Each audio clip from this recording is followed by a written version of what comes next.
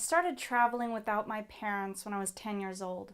Before I was even 18, I'd hitchhiked across the US, across Canada, and across Europe. And I think I know a thing or two about traveling the world for cheap. That's exactly what I want to talk to you about in this video.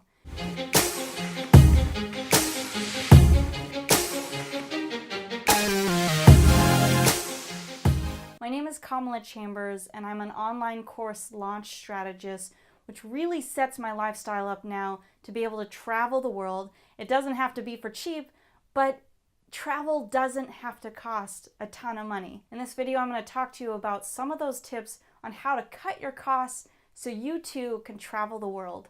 Now, the first tip is to search for deals on flights, because flights can cut into your travel a great deal, right? So one thing is to be flexible with your dates. You want to be able to go within a certain range, because sometimes it's just one day off that can make $200, $300 in difference, sometimes more. I like to use skyscanner.com because I can look at all of the different travel deals, all the different flights. I can put in a travel range and see within the month what is the cheapest day to travel on. Also, I can schedule travel alerts so I get emails every time the price drops, and I know, oh my gosh, the price has dropped, now's the time to purchase that ticket. Another tip that may seem kind of odd but can save a lot of money when you're traveling is to rent a place that has a kitchen in it, because then you're not spending money eating out. Especially if you're traveling in places like the United States, some places in Europe,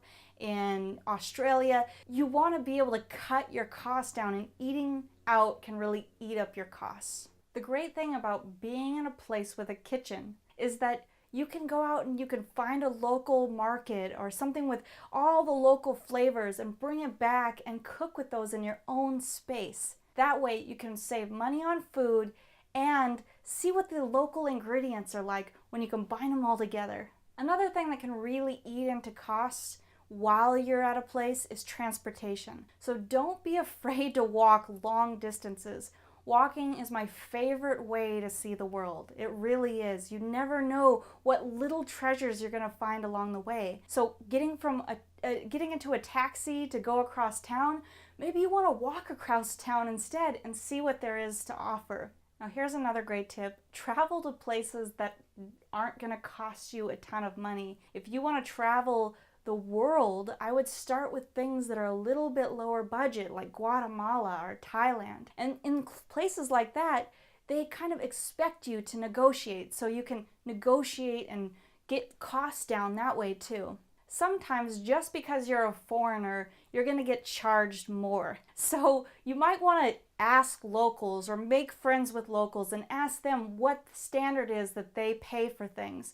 That way you can keep your costs down and really stick to what that standard is. Traveling the world is such an amazing way to learn, and I promise you that it's not as expensive as you think it is. You can find ways to keep your price down.